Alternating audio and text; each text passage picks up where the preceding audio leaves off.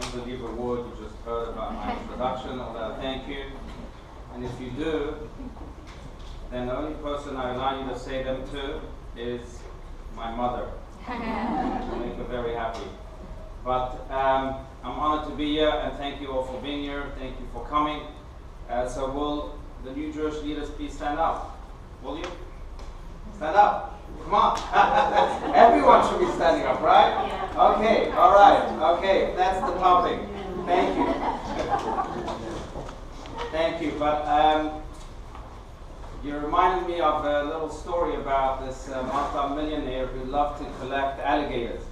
In fact, in his backyard, he had a pool of alligators, and each time he purchased or was given a new alligator, he would put him in that pool. One day he had a big party in his backyard, and he told the many people there, look, I have an idea. I have this pool of alligators, and I also have just one beautiful daughter.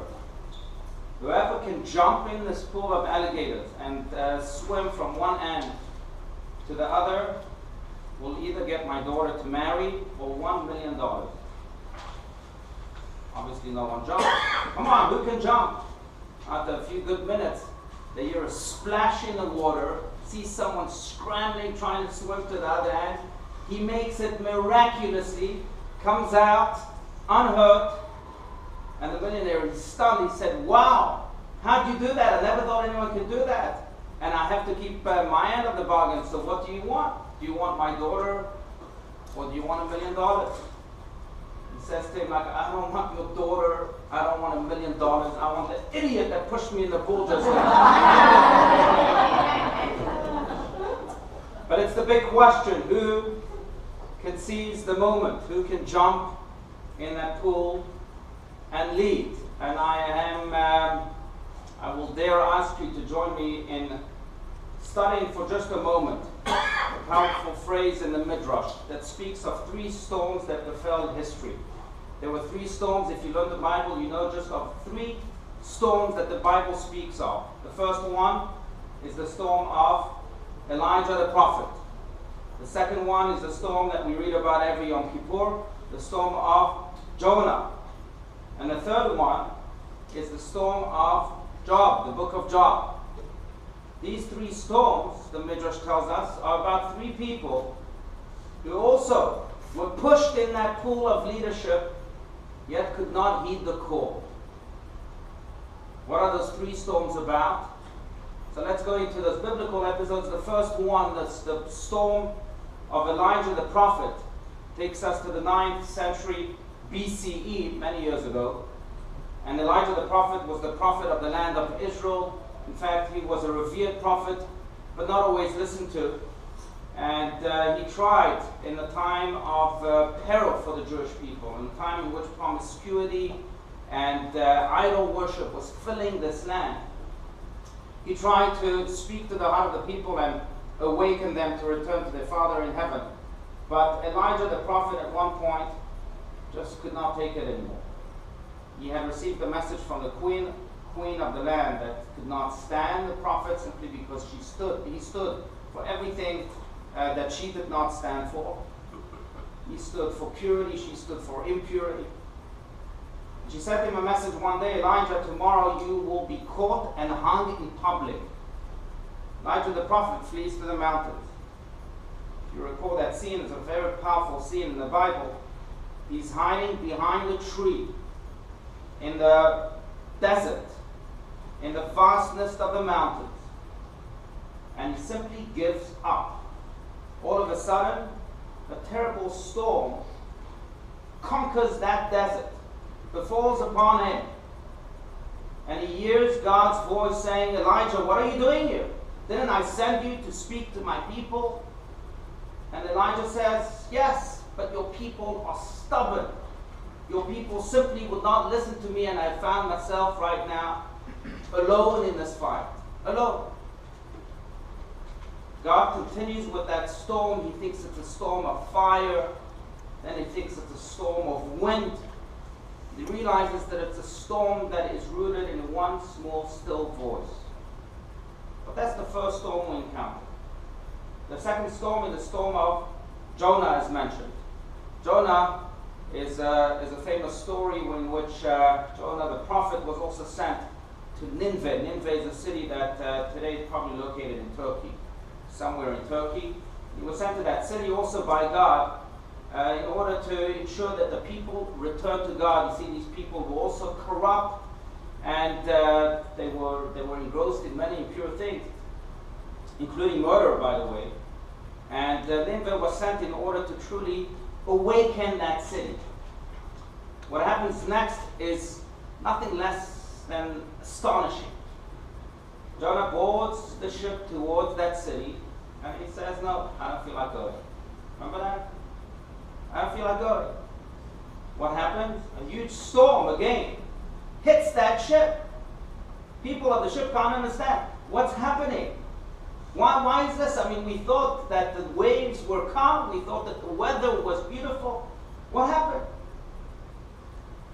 And they ask, is anyone doing anything wrong? Has anyone come to the ship in a corrupt way? Jonah says, it's probably me. God is sending me to the city, but I've given up. So they take Jonah, to make a long story short, and they throw him off board. He's swallowed by the whale. Remember that famous thing? Okay, swallowed by the whale.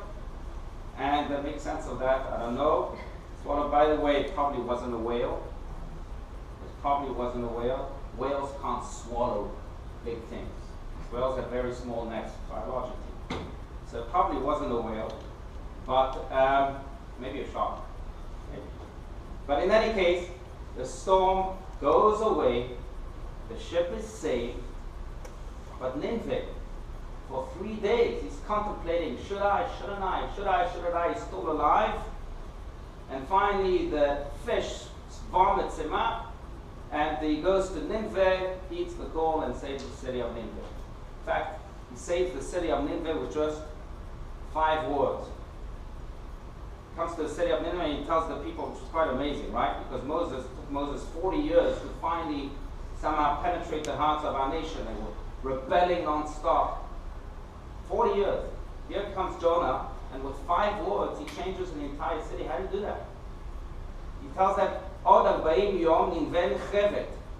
in another 40 days, Nineveh is destroyed if you don't return.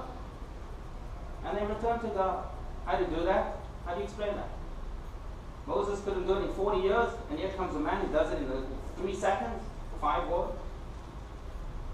Think about this. I'm not going to, maybe the answer is simply that you see, they weren't slaves.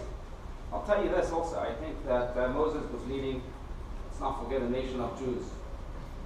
And when you have a nation of Jews, you have millions of opinions and millions more of arguments. Nineveh was a different story. But in any case, that was another storm.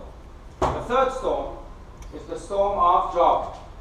Job, if you recall the story, the book of Job, which is truly a tragic book. But Job is faced also with the storm. He's a wealthy man who lives very comfortably. In fact, he's a happy man. That's how the Bible calls him. But all of a sudden, the storm comes and destroys everything he possesses. Everything. Everything. Not just his house, not just his possessions, but even his family relatives. Everything. The Talmud, trying to understand why this happened to Job, can only relate a story. The story that he tells is that Job, where did Job come from? Who was Job? And it concludes that Job was an advisor to Pharaoh. Pharaoh, the king who enslaved the Jewish people in Egypt. And when Pharaoh wanted to launch that decree of destruction, he consulted with 3 of his advisors. One of them was Job. The other one was Jethro, who became the father-in-law of Moses. And the third one was Bilam, that prophet who tried to curse the Jewish people in the desert. Bilam, who was possessed with true hatred for the Jewish people, said, yes, Pharaoh, it's a great idea. You should destroy them and destroy them as quickly as possible. Jethro, the future father-in-law of Moses, says, no, don't do anything to them, please. They're good people. Why? And then you had Job. What did Job say? Nothing. Nothing. He remained silent. And Talmud concludes, you see, when you remain silent in the face of evil, you become a partner of evil. And therefore he was punished. 3 storms. three storms that share a common denominator. They share a common denominator because they speak of three leaders who, by the way, received good scores in the Bible, right? We're not speaking about pharaohs. We're not speaking about some minor, trivial person that history erased. We're speaking about three people who received good scores, but these people, when it counted most in history, decided to wave the white flag and give up, surrender. And they almost indirectly, therefore, caused the storm to arrive. And therefore, the Talmud concludes that if we truly wish to understand the art of leadership, we ought to understand it from these three characters. Because sometimes God throws us in moments in which we have to lead, against, or in accordance with our will. And we have to step up to the plate and not be like Elijah's Jobs or Elijah Jobs? Jonah. Thank you. And I'm pretty inspired by two contrasting stories. I don't know, some of you may remember, but on July 9th, 1982, it was a Friday morning. There was a man by the name of Michael Fagan. Remember the story?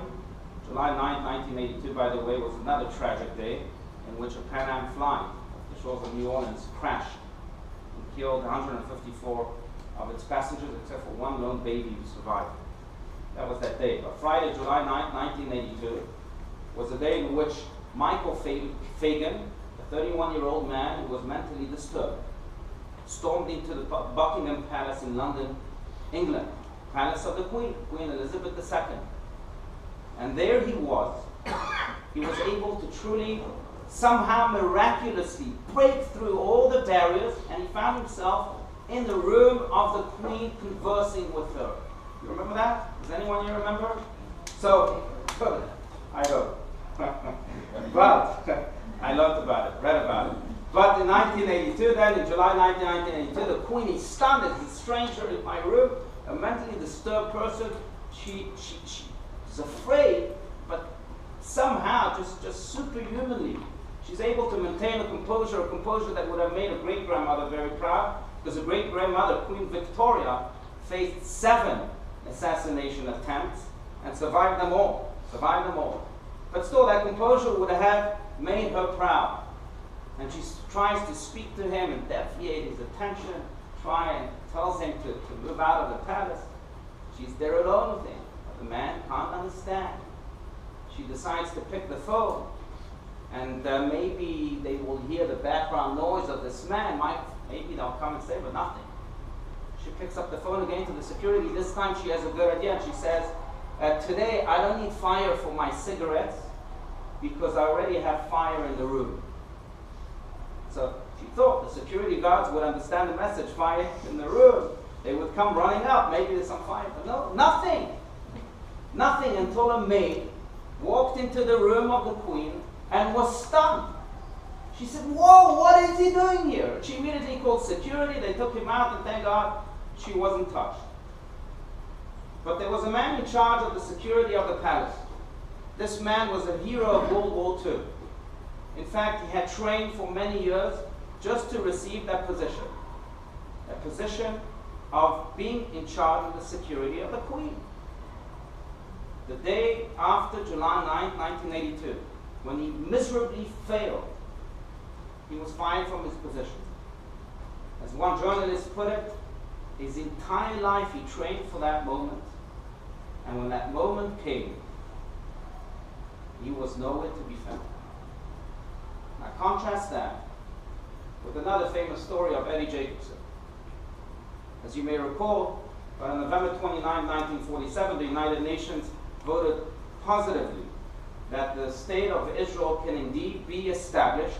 Remember that? November 29th, there are streets in Israel. I remember living not too far away from a street called November 29th. I don't know if there are streets in America named after dates. I haven't seen any of that. But in Israel, it's quite telling. It's really quite telling that we name streets after dates. Beautiful. But November 29, 1947, the United States were for that establishment of the State of Israel. But then Harry Truman began to change his mind. He saw that the Palestinians were launching more and more violent attacks in the State of Israel, or in Palestine, what was named Palestine then, and he started having second thoughts, to the point that he decided that when time comes, on May 14, 1948, for that vote of the final establishment of the State of Israel, he would back out. The United States would not vote. Chaim Weizmann, who was the head of the Zionist movement, was beside himself. He needed the United States. He needed their support. Without the United States, Israel could not be established. He tried everything in the book, every single trick, but to no avail. Harry Truman would simply not be convinced. He had one trick left.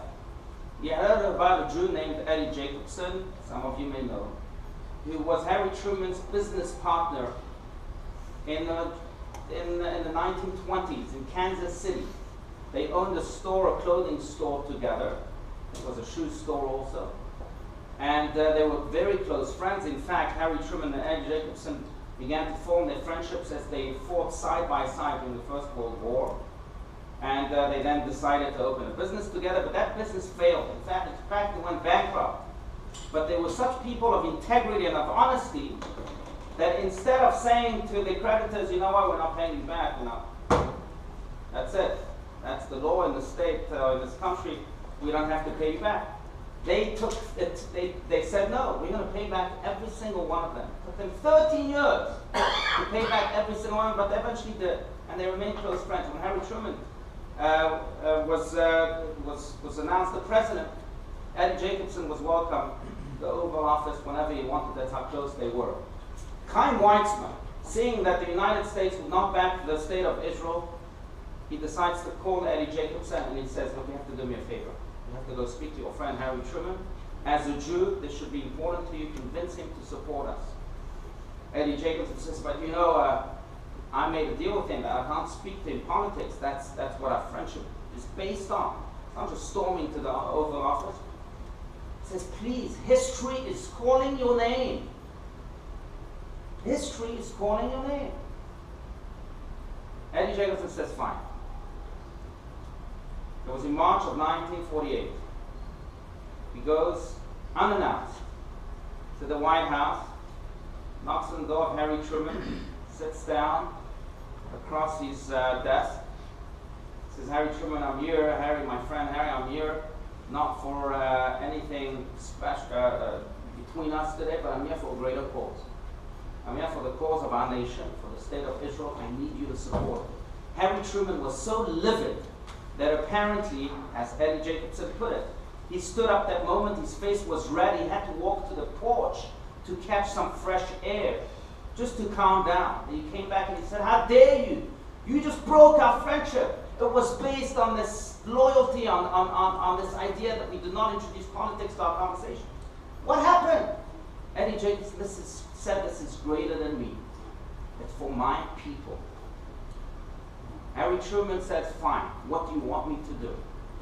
Eddie Jacobson says, just speak to Chaim Weizmann. You refused a meeting with him. Just speak to him.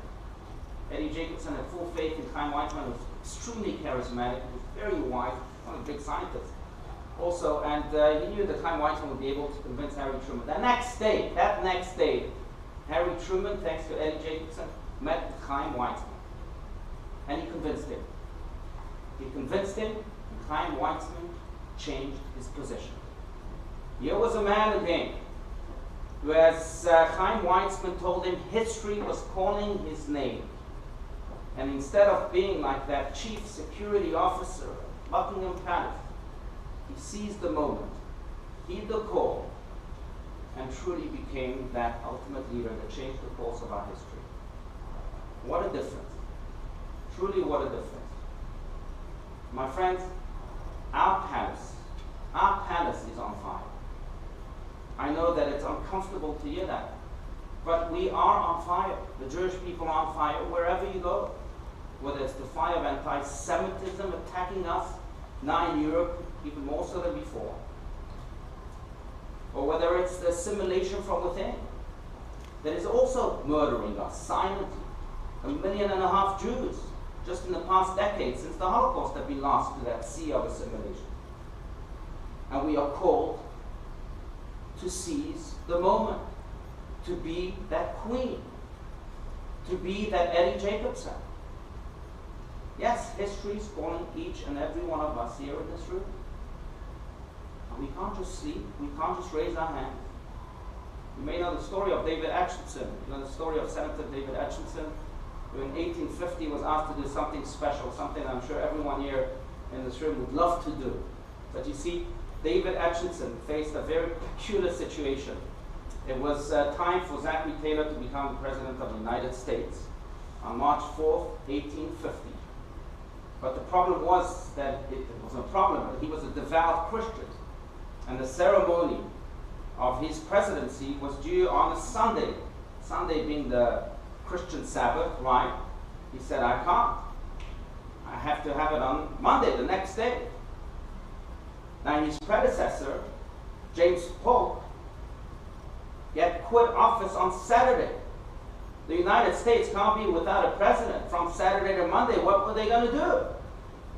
So they asked Senator David Acheson to take that place, becoming the president, for a day. For a day. It's a true story. Look it up. David Acheson was so joyous about the fact that he had to become president of the United States, as we will all be, that on Saturday he went out to party, to celebrate. He became completely drunk.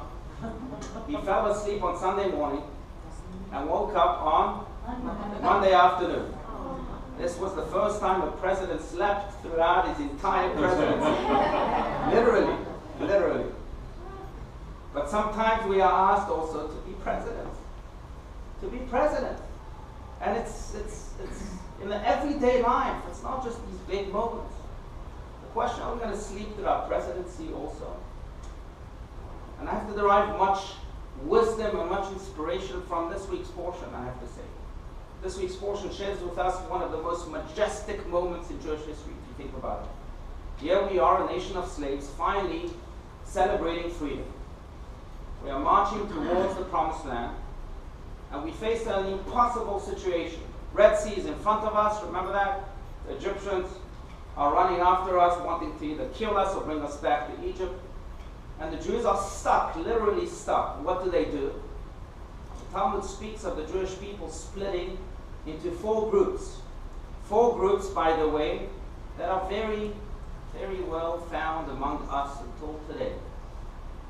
One group said, what are we going to do? The Egyptians are running after us. The Red Sea, where are we going to go? So one group said, you know what, let's drown. Let's commit suicide. Let's not go back to Egypt. We suffer terribly there. And there's really no hope. We'll drown and commit suicide. That was one group.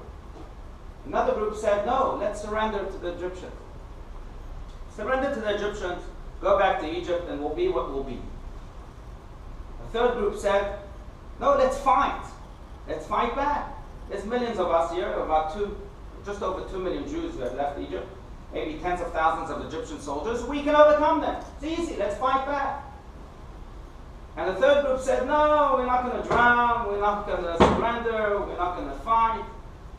Rather, we'll pray to God. God will save us. And they began to pray. And then God appears to Moses, and he says, I disagree with each and every one of these groups.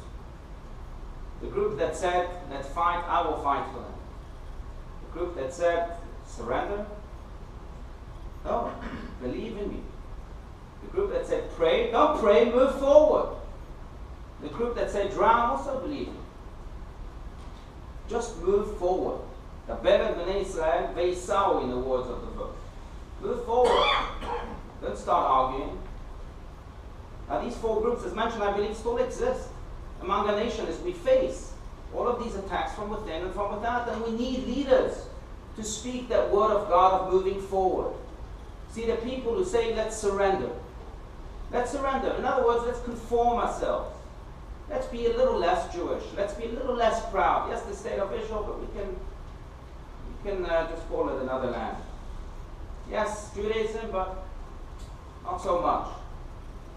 Some people will say, let's drown in the sea. What sea? These are the ultra-Orthodox, in my opinion. We'll drown in our sea, in the seas of our ghettos, in the sea of our Judaism, and forget about the world. We really don't need it. And there's a third group that says, no, we'll fight. It's the strength of our arm. Maybe a noble group. But let's post these messages on Facebook. Let's show a defiance. That's great. Good. But that's not enough. And then you have a fourth group that are the passive spiritualists who say, yeah, it's happy-go-lucky, it's all be good, all we need is love. God says to move forward. First take pride in who you are before you fight. Fight, yes, but don't forget to move forward in your personal direction. Don't forget to move others forward as you are moving forward. Don't forget to grow. It's not enough to fight. That is the message that has to be sounded on top of mountains and in every city in which Jews are found. And again, these Jews can be each and every one of us. You may know the story, you may have read it. There's a YouTube about it. I saw it. It's quite moving. Of Arthur Rosenfeld, another Jew.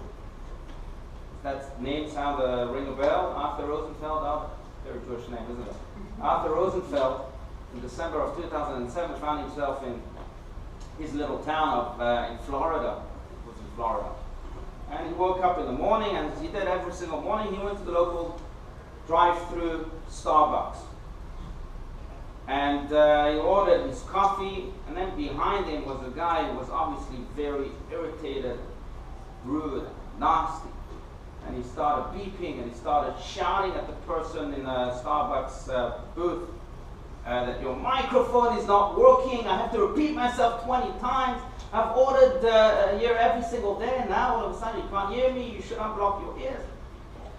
And he says, I'm sick and tired. He tells Arthur Rosenfeld, he beats him, just move forward. I want to get out of here.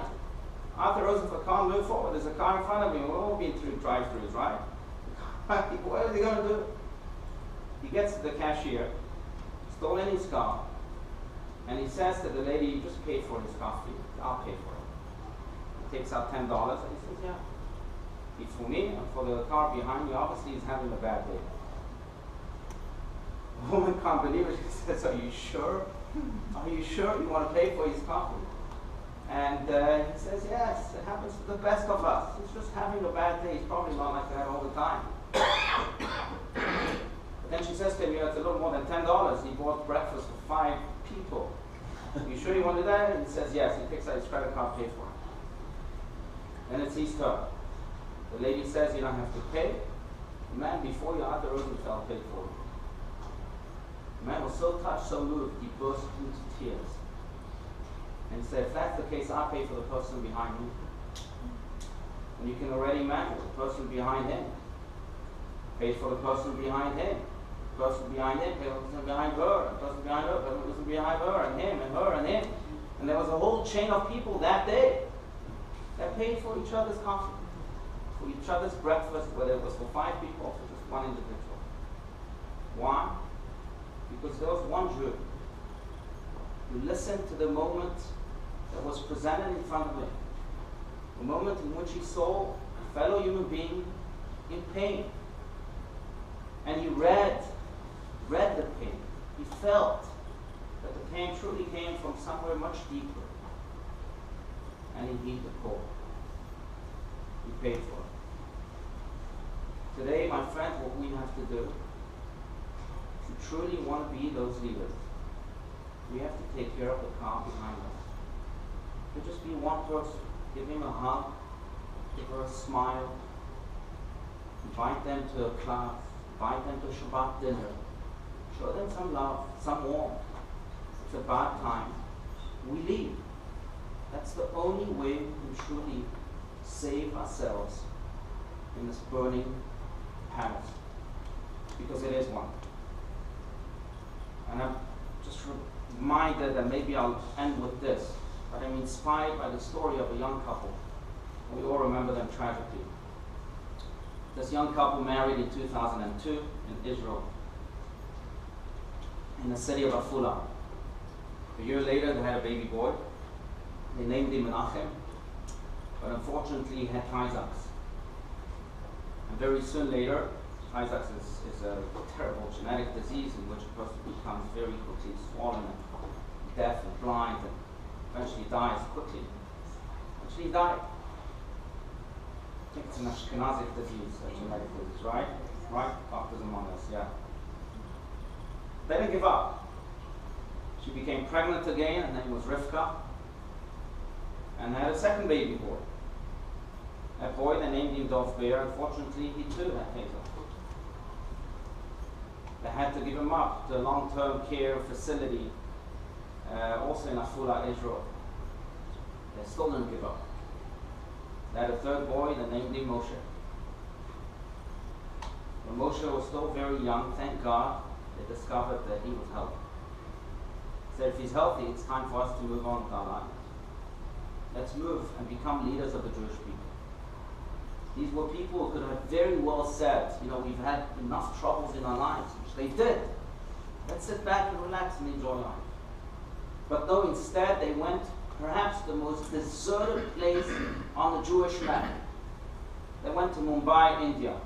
Hannah can tell you, she just came back from that. They went to Mumbai, India to establish a Jewish center and serve every Jew, regardless of background, level of observance, and so on. In fact, I remember reading an Israeli journalist describing her experience at their Shabbat table.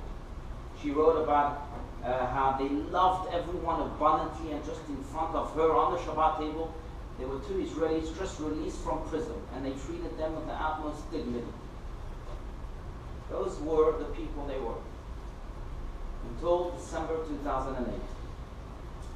Some evil, brutal Pakistani terrorists stormed into the Jewish center, the Chabad house in Mumbai, and tortured them to death. As they were lying in their blood, their healthy son Moshe, that third son, started to shout. Sandra, he started to shout the name of their nanny. Sandra, who was below, on the floor below, not where the terrorists were torturing the bodies of the parents, below on the first floor, heard a name being shouted by Moshe, the 2-year-old. She went with tremendous self-sacrifice, ran upstairs, grabbed Moshe out of his crib, and stormed out of the building before the terrorists could even pay attention to her. Sandra had saved Moshe. The state of Israel welcomed her, welcomed Moshe. And the grandparents eventually adopted, the grandparents of Moshe eventually adopted him. There were two people who were so brutally murdered. But the death did not erase them. The death, in fact, I think enhanced their presence in many ways, because it showed us the model of true Jewish leaders. People like you and me. There was nothing too special about it. That just wanted to help, despite their suffering, despite their own circumstances. And again, they heeded the call. They went to Mumbai with tremendous self-sacrifice, gave of themselves for the Jewish people. Baruch Hashem, we won't be facing such hard situations. But every day, my friend, we have those opportunities to stand up, seize the moment, and be that person, be that leader. I'm reminded of one line, my favorite line in The Lion King, where Mufasa, remember that line? Where Mufasa, the older king, older lion, tells Simba, this young, mischievous lion, that he has forgotten who he is. He tells Simba, you have forgotten who you are. You are a king, and it's time for you to take your place in that cycle of life. It's time for us to take our place in that cycle of Jewish history. That's who we are. We are kings, we are queens. And God is expecting us to be that leader, to be that Arthur Rosenfeld, to be that Eddie Jacobson, to be you. My friends, the time is now. So let us heed the call. I thank you.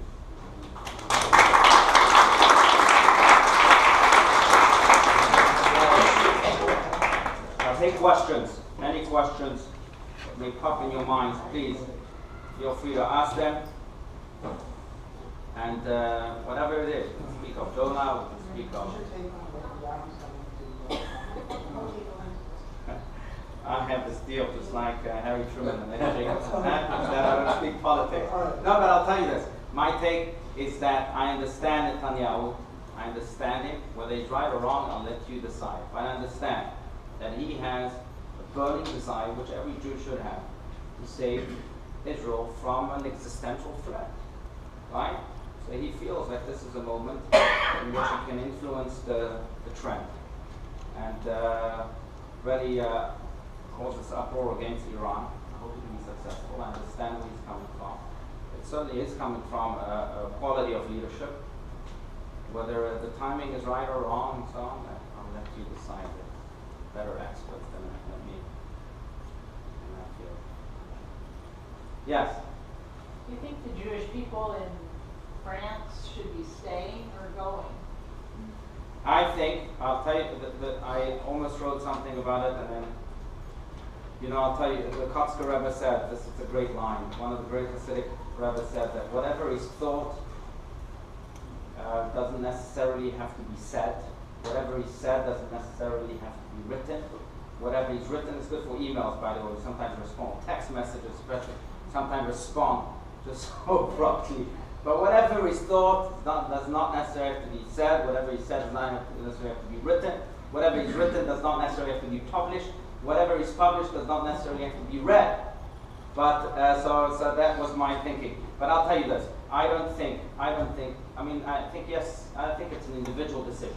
I don't think that the Jews, and no one can speak for the Jews of France. The Jews of France are not one body. The Jews of France are multiple bodies, and that's a mistake we often make when we relate to the Jewish people. Jewish people are not just one body that can be easily moved. It's not one piece of wood. It's a symphony. You have a violin, and you have a piano, and you have a celloist, and you have... Everyone's different. So yes, for some people, maybe for the violinist in France, the state of Israel could be good. For the pianist, it might not. I think everyone has to make their own decision. No one can tell. I'm actually, speaking about Netanyahu, I disagree with him. I don't think every Jew now should make his aliyah. Every French Jew should make his aliyah. For some it's good, for some it's not. It's not one size fits all. It's great that we have the state of Israel. It's tremendously important that we have it. The Jews can feel safe and secure. But for some people, I have family in France. I'll tell you this, I spoke to my cousin just a week ago. Especially after the tragedy. I mean, I thought their stance would change, but they are very happy in France, very optimistic. They have their own circles of influence. And if they just uproot themselves and go to Israel, they'll be like a drop in the sea.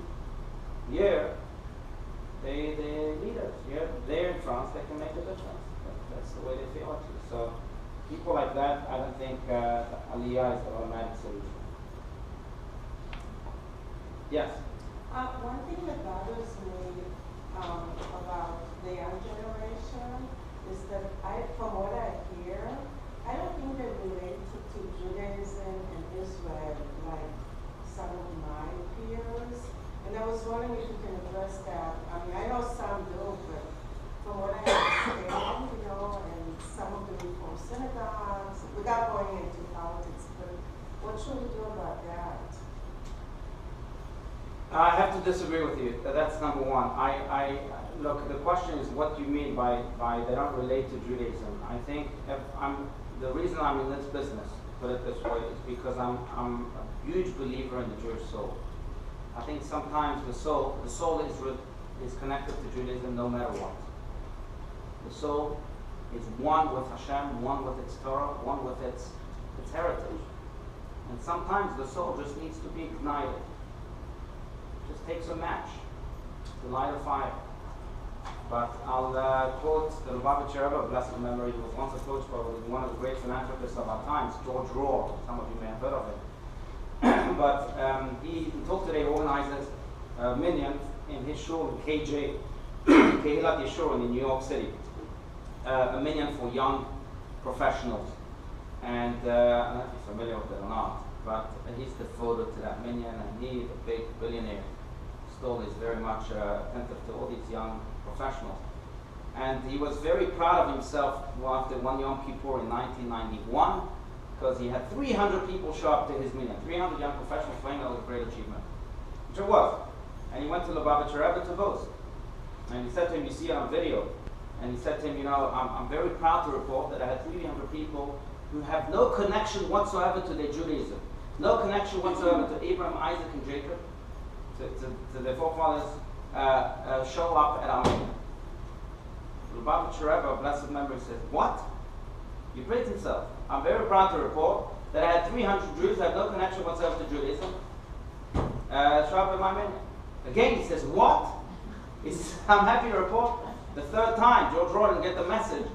He says to George Rohr, he says, "Well, you should go and tell them and tell yourself that every Jew has an inherent connection to Judaism and to Abraham, Isaac, and Jacob." What do you mean, Jews that have no connection? That's not true. That's not true. I'll tell you a similar story. The chief rabbi of Israel, Rabbi Yisrael Meir Lau, Rabbi Lau, the father, not the son, is also the chief rabbi now.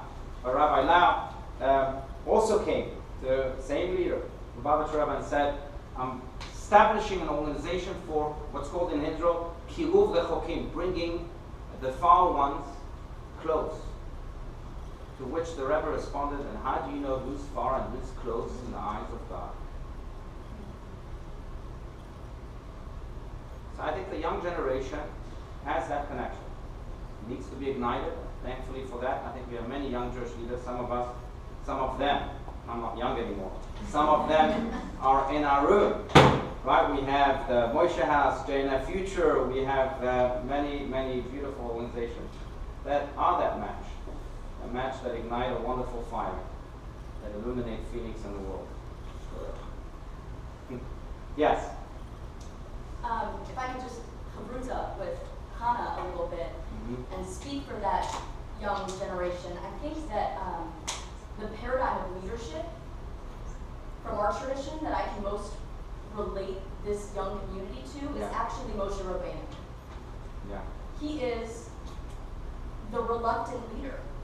Hashem comes to him a couple weeks ago in Parshat Shemot, and by my count 4 times tells him that he's going to lead the Jewish people. Moshe Rabbeinu is incredibly reluctant. I think that's putting it mildly. Right. And that's what I see in the Jewish community. In terms of young people, it's a reluctance. It's a part of their identity. It's not their entire identity. And to take that up and wave that flag is really making a statement. And I think the fear is that it's somehow masking and disguising who else that they are, what else that they are. And so I think that in addition to lighting the fire, igniting the spirit, which came to me through education, Jewish education, I think it's about just working through that reluctance and connecting to your Jewish identity in a way that speaks to you. Yeah, I agree. And sometimes, I think the speaking about Moses, I think that reluctance is still very much there throughout his leadership.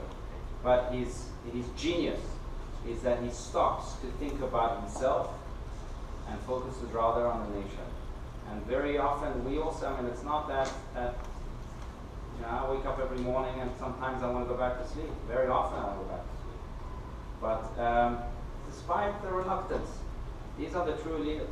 These are really the true leaders. They're very human, but they become divine nonetheless.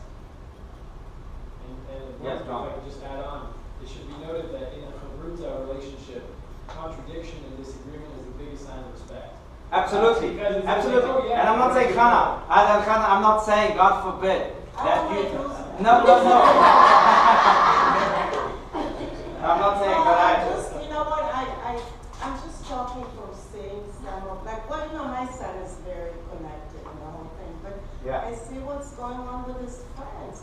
He's a kid. Well, anyway, we shouldn't. Right. No, look, there is, and I spoke about it. There's this wave of assimilation, no doubt. I tried very hard, and it's kids that went to school with my son to Schechter, they're intermarrying, they're not raising children Jewish, and it bothers me. And I don't know, I'm so happy to see as many, a lot of young kids that come to that funeral, and of course I'm there, and the whole thing, and my son just lost, when he's in town, he comes. But it just, when I see the other kids, I don't know, I'm not in their brains. Yeah. But, to them, having lunch and bagel on Sunday is being Jewish. Right. And it bothers me. So I I also Okay, said- that's why we need we need all Jewish leaders to step up. Well, that's what I'm trying to make sense with us to this area. Yeah, yeah. You know, but, All right. I just feel that it's a shame because, you know, I talk to some of the young kids, they don't relate, well, maybe I'm making a strong statement, but, you know, they don't relate to Israel. And Right. even some of my Israeli friends that they're so Americanized that it really bothers me. So, but I'm not gonna take my dues back, don't worry. When they want, let me. Let's see if you're a leader. Let's see if you can do it. I'm kidding. I'm kidding. I'm kidding. I'm kidding. God forbid. We need you. We need you. Yes, Gevura.